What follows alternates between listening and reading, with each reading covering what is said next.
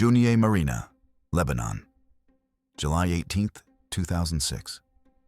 Mahmoud Al-Rashid sat inside his yacht's salon, drinking whiskey with associates. The Al-Fahd was an 80-foot fortress. Its panoramic windows showed the entire harbor. Al-Rashid believed the glass made him safer. He could see threats approaching from any direction. What he didn't know was that 890 meters above him, two Mossad snipers had already calculated wind speed, bullet drop, and the precise angle needed to penetrate supposedly bulletproof glass. The weapon was a .338 Lapua Magnum. The distance defied standard sniper doctrine. The target would never hear the shot. This was Operation Shifting Winds, and Al-Rashid had less than 2 hours to live. Mahmoud Al-Rashid was born in 1964 in the Ain al-Hilway refugee camp outside Sidon. At 14, he watched Lebanese Christian militiamen execute his father during a checkpoint dispute. The killing was arbitrary. His father had simply argued about identification papers. Young, Mahmoud didn't cry at the funeral. Associates later described him as someone who processed rage through calculation, never through impulse.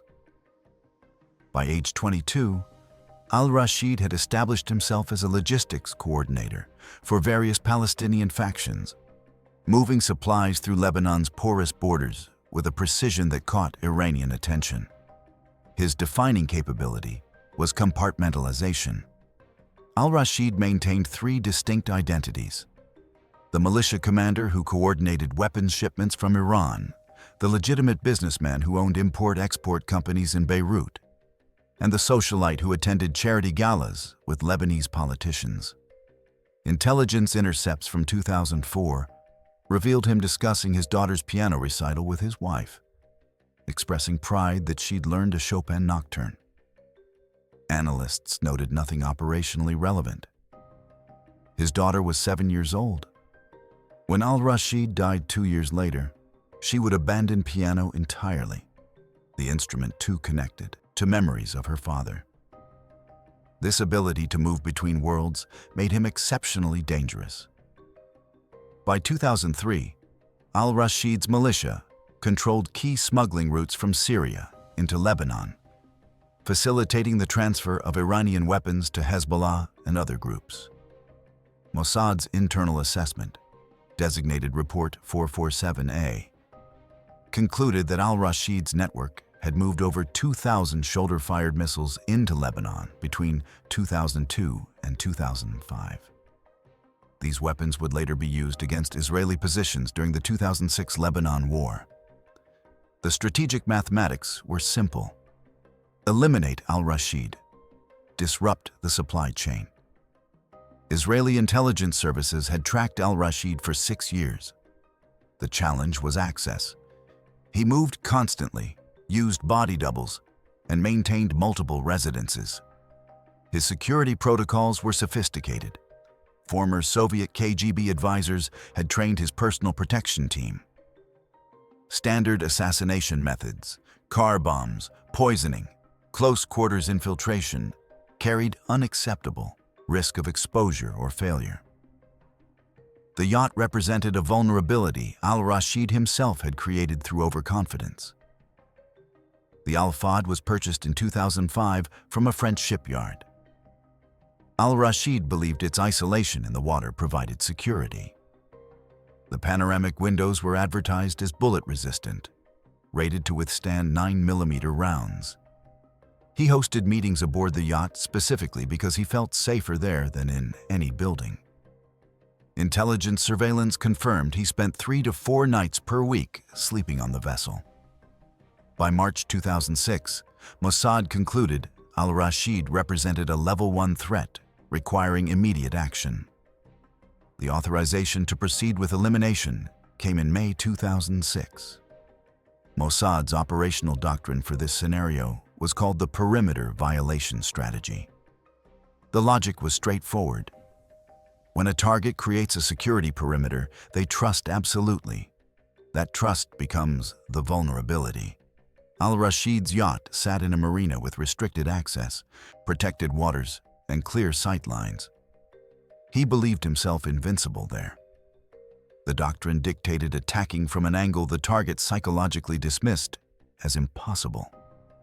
In this case, the cliff overlooking the marina, a position 890 meters away and 240 meters above sea level. The obstacles were significant. First, the distance exceeded standard urban sniper engagement ranges by 400 meters. Second, shooting through glass creates unpredictable deflection. Even a 1-degree deviation at that distance would miss by several meters. Third, the yacht moved with water currents, creating a shifting target. Fourth, any visible sniper position would be immediately spotted by Al-Rashid's security team, who regularly swept the surrounding hillsides with binoculars. Despite these challenges, planners identified a critical opportunity. Al-Rashid hosted associates aboard the yacht every Tuesday and Friday night. These gatherings followed predictable patterns, creating a window of vulnerability. The selection process for the sniper team took 3 weeks. Mossad required operators with documented successful engagements beyond 700 meters, psychological profiles indicating stress resistance, and German language fluency for the cover identity. 2 candidates emerged. One had served in the Israeli Defense Forces elite Maglan unit, with 12 confirmed eliminations in urban environments. The other had trained with British SAS and held a record for the longest confirmed Israeli military sniper kill at 912 meters during a 2002 operation in Gaza. During mission preparation, the primary sniper experienced what operational psychologists call anticipatory dissociation. In a June 2006 training session simulating the yacht shot, he paused for 47 seconds before firing, an eternity in sniper operations. When questioned, he described visualizing Al-Rashid's family at his funeral. The psychological assessment noted this as a positive indicator. Operators who maintain empathy while executing missions demonstrate greater long-term stability than those who suppress it entirely. The debrief recommendation was to proceed with the operative, but schedule post-operation psychological evaluation within 72 hours. The mission continued. Within 6 weeks, all elements would be in position. But first, the villa needed to be secured. The infrastructure development began on June 12, 2006. A shell corporation registered in Hamburg, Adler Properties GmbH, initiated contact with a Lebanese real estate agency specializing in luxury vacation rentals. The villa selected sat on a cliff in the Harissa district, directly overlooking Junieh Marina. The positioning was mathematically precise. 890 meters horizontal distance, 240 meters elevation, providing the downward angle necessary for the ballistic trajectory. The rental agreement, signed under the name Klaus Becker, covered a 3-month period from June 20th through September 20th. Payment was made via wire transfer from a Deutsche Bank account funded through 3 intermediate transfers originating in Cyprus. The equipment list was minimal by design. 2 .338 Lapua Magnum rifles, designation accuracy international AWSM, serial numbers removed. Each weapon was equipped with Schmidt & Bender 5-25x56 PM2 telescopic sights, military-grade ranging capability to 1,500 meters. The ammunition was Lapua Sinar 250-grain hollow-point boat-tail rounds, selected for their ballistic coefficient of 675 and superior long-range stability. Support equipment included a Kestrel 4500 weather meter for wind measurement, a Vector 23 laser rangefinder accurate to 2,000 meters, and a ballistic computer running custom software that calculated bullet trajectory accounting for Coriolis effect at this latitude. Communication systems followed standard Mossad compartmentalized protocol. The sniper team used encrypted Motorola radios on a frequency reserved for Lebanese Coast Guard operations, hiding in plain sight within legitimate traffic. Command coordination operated through a secondary network. Coded messages embedded in routine tourist photographs uploaded to a German hiking forum. A photograph of Harissa's Our Lady of Lebanon statue with the sun at a specific angle meant target confirmed aboard yacht. The same statue photographed at night meant abort, security compromised. Escape routes included 3 options. Primary, immediate exfiltration by rented BMW to Beirut Airport, commercial flight to Frankfurt via Turkish Airlines, scheduled departure at 0630 hours. Secondary, overland route to the Syrian border, crossing point near Masnaha, followed by extraction in Damascus. Tertiary, maritime exfiltration via speedboat pre-positioned in Tabarja, 12 kilometers north, proceeding to a Cypriot-flagged cargo vessel waiting in international waters. Each operative carried German passports under different identities, Klaus Becker and Stefan Miller, with backstopped legends including hotel reservations, rental car agreements, and credit card transaction histories dating back 8 months. The team structure maintained strict compartmentalization. Surveillance specialists based in Beirut monitored Al-Rashid's movements, reporting through the German hiking forum system. They knew only that they were tracking a target's patterns, not the elimination method or timing. The execution team comprised the 2 snipers plus a logistics coordinator who managed villa operations and maintained cover as tourists. The coordinator knew the target would be eliminated from the villa, but not the specific night or method. Each operative knew only their limited scope to prevent catastrophic compromise should any single element be captured and interrogated. The planning consumed 37 days.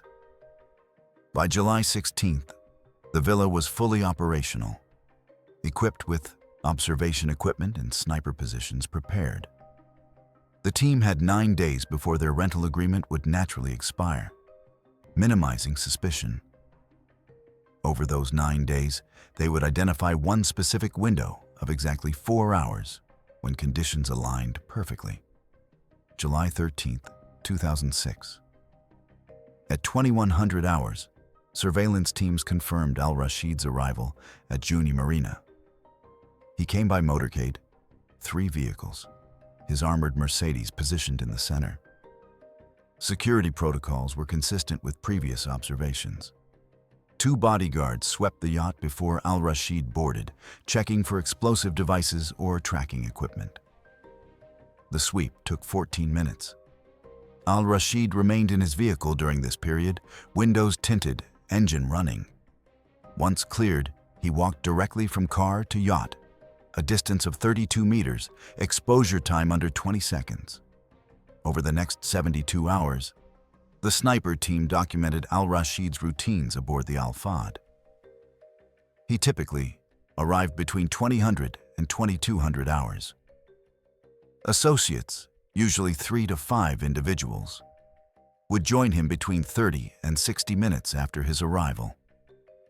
Meetings occurred in the main salon, the space with the panoramic windows.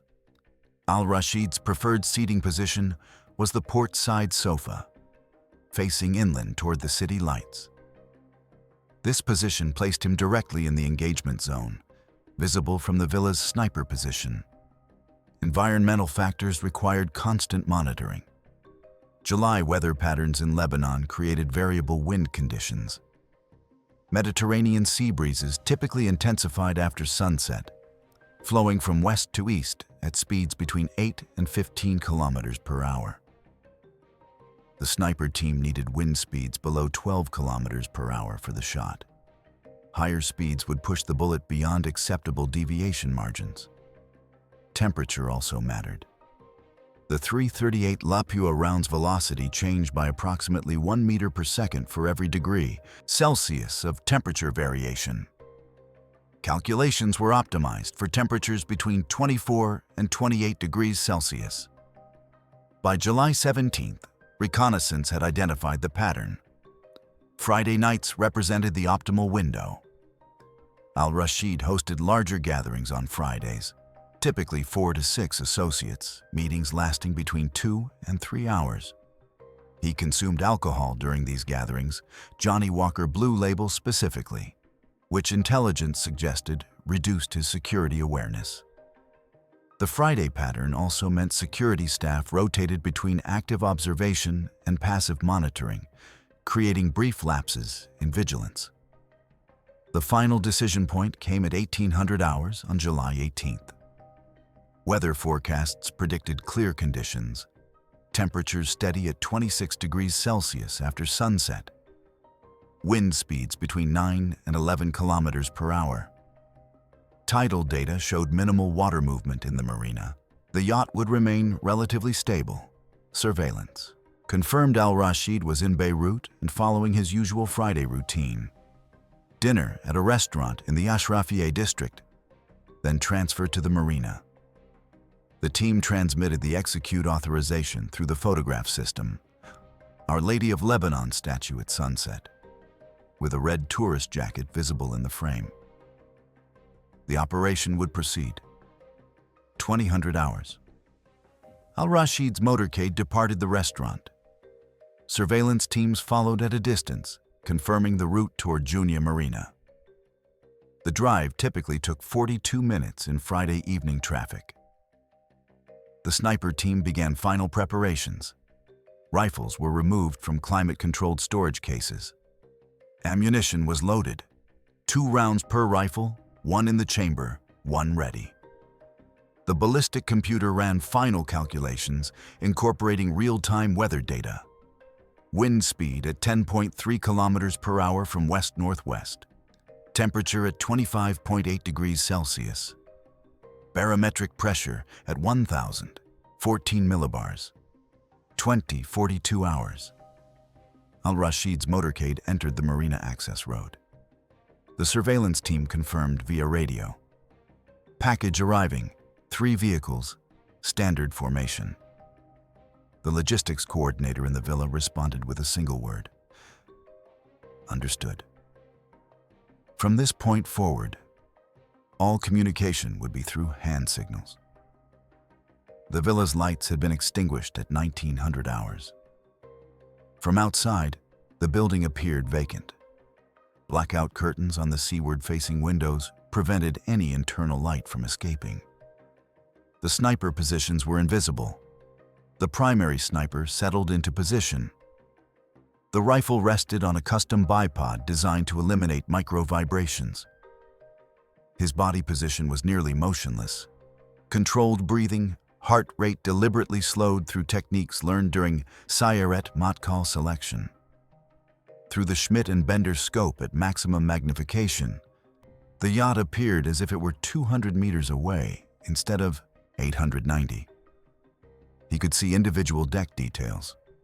The teak wood grain, the chrome railings, the navigation lights glowing red and green. 48 hours. Al-Rashid boarded the yacht. The snipers tracked his movement through the windows. He walked through the main corridor, entered the salon, poured himself a drink from the bar. He wore a white linen shirt and dark trousers. His movements were relaxed. He settled into his preferred position on the port side sofa, facing the city. Perfect placement. The primary sniper centered the crosshairs on Al-Rashid's torso, approximately 8 centimeters below the collarbone. The shot would need to penetrate the window glass first, approximately 12 millimeters of laminated material. Then travel the remaining distance to the target.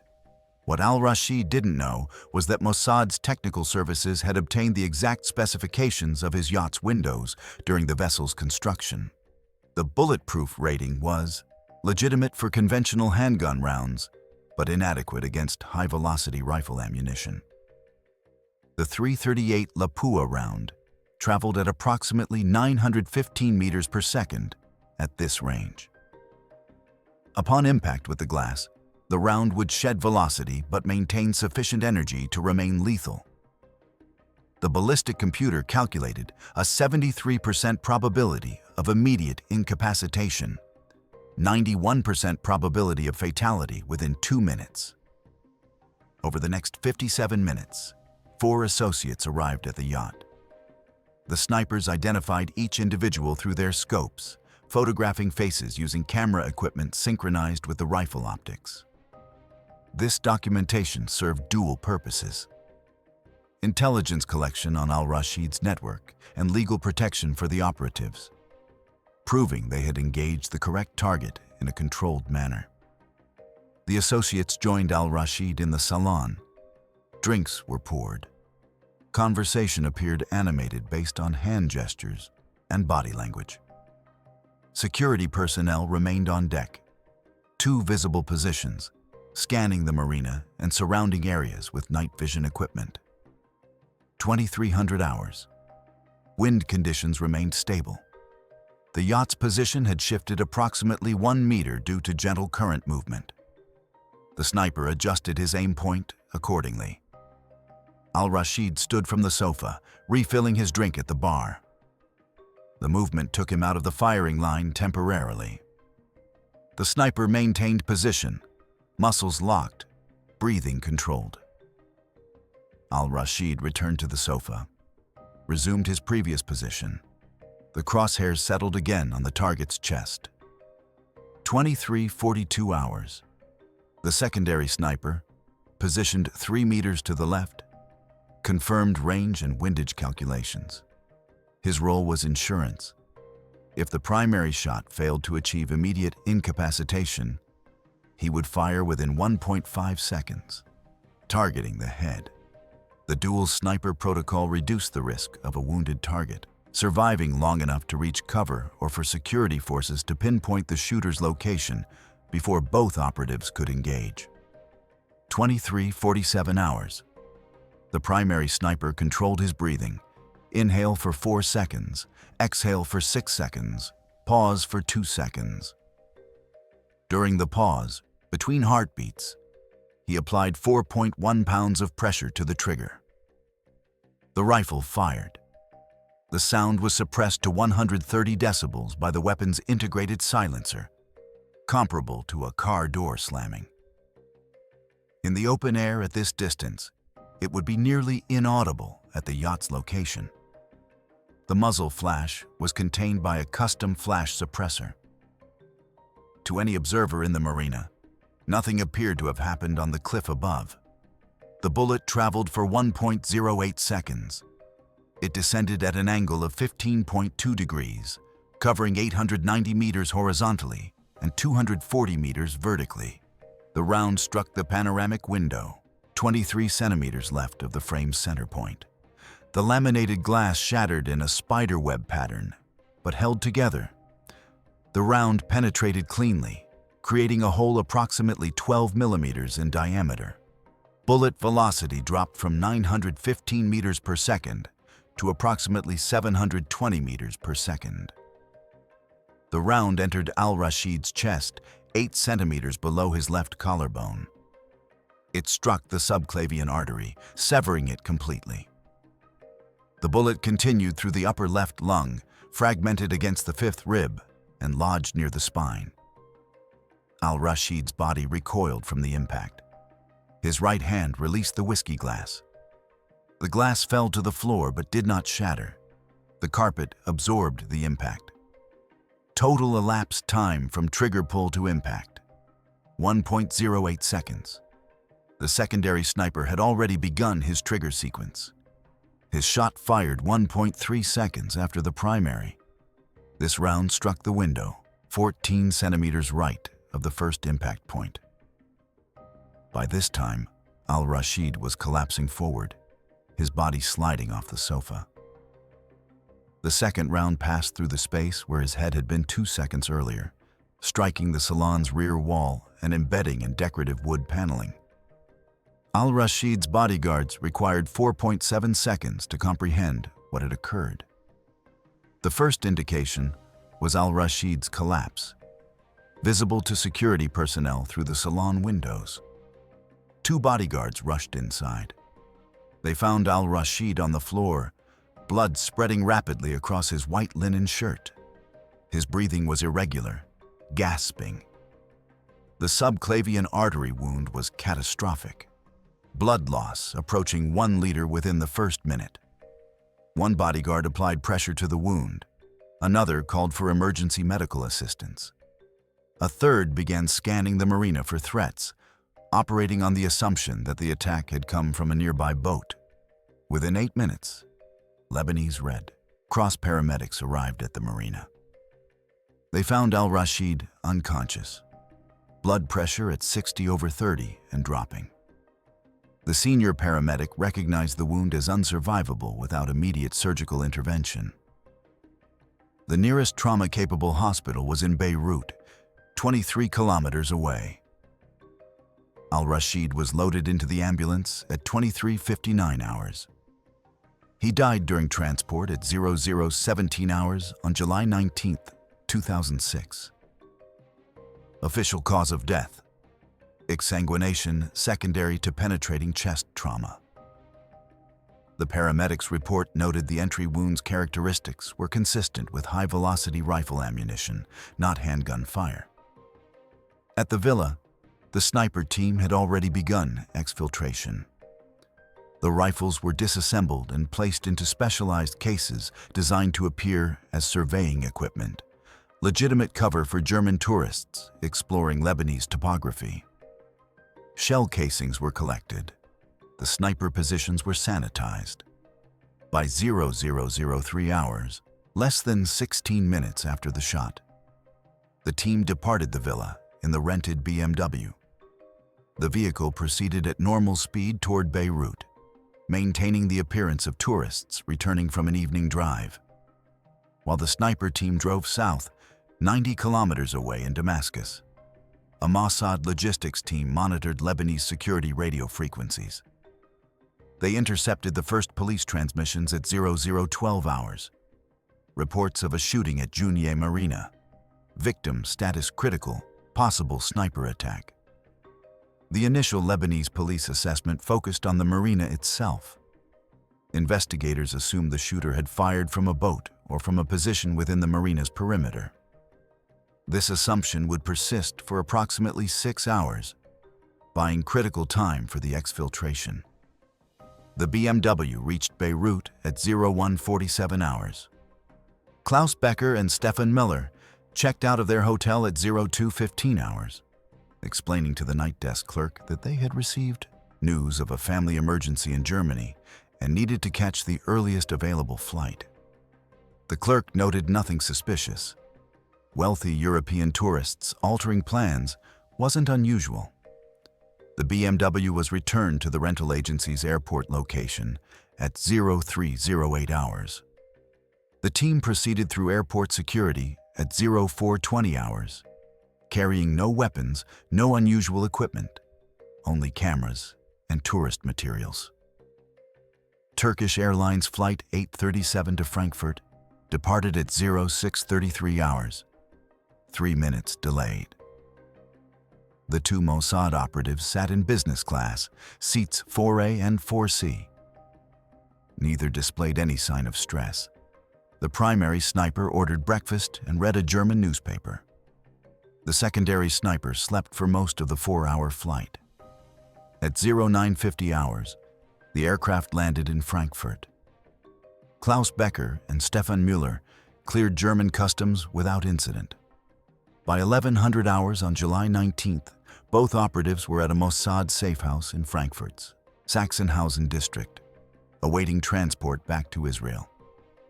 The investigation at Junia Marina proceeded through predictable stages. Lebanese internal security forces secured the yacht at 00:45 hours. Initial forensic examination located the 2 entry points in the panoramic windows. Ballistic trajectory analysis began at 0300 hours. The investigator, a former Lebanese army officer with French ballistics training, measured the angle of the window penetrations. His conclusion, documented in Case File 2006 JOU 743, was immediate and definitive. The shots came from an elevated position, likely the cliff area overlooking the marina. The angle of descent was approximately 15 degrees. Estimated distance, between 700 and 1,000 meters. By 0600 hours, Lebanese security forces had identified 3 possible firing positions on the cliff. The villa in Harissa was among them. A tactical team arrived at the villa at 0720 hours. They found the building empty. The rental had been paid through September.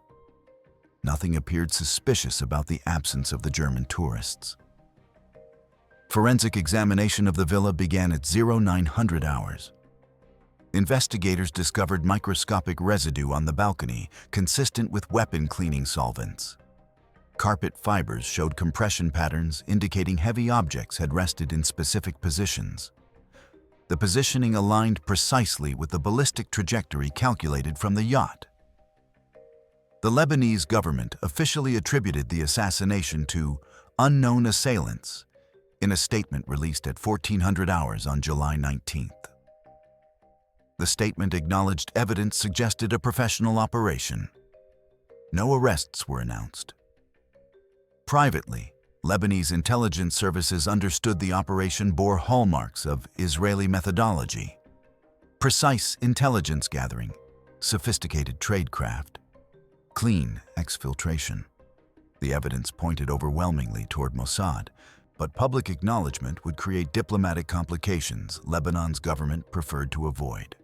By July 20, 2006, Lebanese investigators understood they were examining the aftermath of one of the most technically challenging sniper operations executed in the region's modern history. The combination of extreme distance, downward angle through glass, and successful exfiltration indicated state-level capabilities. Every forensic lead ended in dead ends. The BMW rental traced to a legitimate German corporation that existed only on paper. The villa rental to a bank account funded through untraceable intermediate transfers. The ballistic evidence to ammunition available on international markets.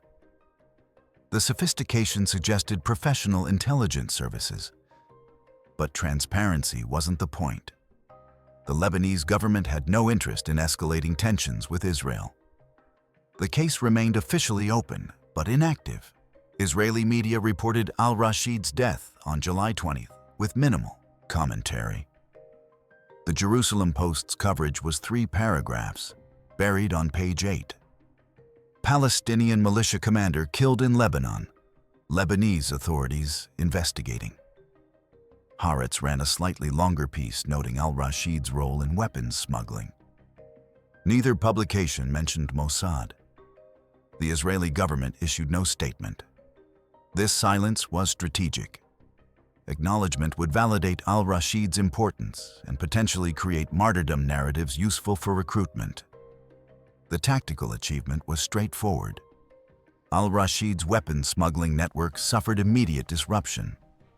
His second-in-command, a former Syrian intelligence officer named Youssef Khalil, attempted to assume control, but lacked Al-Rashid's political connections and Iranian trust. Within 6 months, the network's operational capacity had degraded by approximately 60%, according to Mossad assessments. Arms shipments from Iran through Syria into Lebanon declined measurably. The infrastructure Al-Rashid had built over 8 years began fragmenting. Strategic benefits extended beyond immediate disruption. The assassination demonstrated Israeli capabilities to strike targets in supposedly secure locations. The psychological impact resonated throughout hostile organizations operating in Lebanon and Syria. If Al-Rashid, protected by sophisticated security, operating from a supposedly impregnable position, could be eliminated with such precision, no target could truly feel safe. This calculation effect became evident in subsequent intelligence intercepts showing militia commanders drastically altering their security protocols, movement patterns, and communication methods. The operational costs were both tangible and abstract. Diplomatically, the assassination contributed to already strained relations between Israel and Lebanon, though the Lebanese government's muted response prevented major escalation. The operation revealed specific tradecraft elements that would force Mossad to adapt future operations. Sophisticated targets now understood that Israeli snipers could engage from extreme ranges through glass. This knowledge would influence defensive measures. Future operations would require different methodologies. For the two snipers, the consequences were documented in classified psychological evaluations conducted 72 hours post-operation. The primary sniper's assessment noted persistent visualization of the target's final moments, particularly the detail of the falling whiskey glass. His sleep patterns showed disruption consistent with operational stress.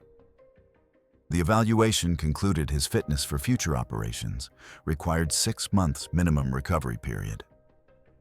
The secondary sniper's assessment was less concerning.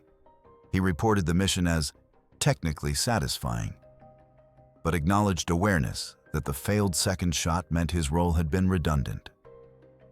Both operatives received standard post-operation protocols: temporary reassignment to training, roles, mandatory psychological counseling, and monitoring for 18 months. Mossad's internal assessment calculated the benefits outweighed the costs. Al-Rashid's network had facilitated weapons transfers that killed Israeli soldiers and civilians. His elimination degraded hostile capabilities and demonstrated Israeli reach. The operation required 37 days of planning, cost approximately $400,000 in operational expenses, and exposed no Israeli personnel to capture or injury. By the cold mathematics of intelligence operations, Operation Shifting Winds was successful. Whether this calculation proved correct would become clearer over subsequent years as regional dynamics evolved, and Al-Rashid's absence created power vacuums filled by organizations potentially more dangerous than his militia. The moral question persists without easy resolution. Was Mahmoud Al-Rashid a legitimate military target whose weapons smuggling directly endangered Israeli lives? Or was he a symptom of larger conflicts where his elimination changed nothing fundamental? Those who defend the operation argue Al-Rashid's activities met any reasonable definition of warfare.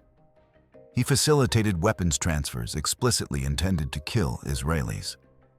His death prevented future casualties. The precision of the strike minimized collateral damage, hitting only the intended target.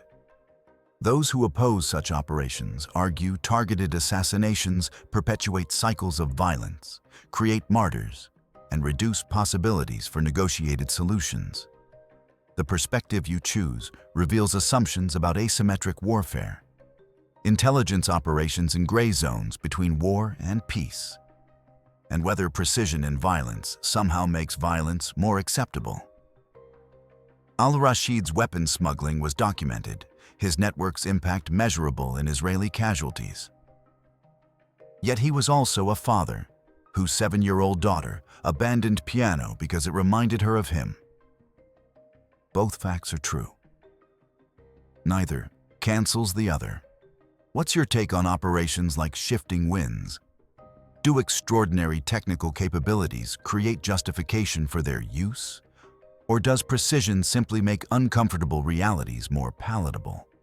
When intelligence services can eliminate targets from positions the targets believed were safe, does this represent legitimate evolution of asymmetric warfare? Or the degradation of boundaries that once constrained state violence? Drop your perspective in the comments.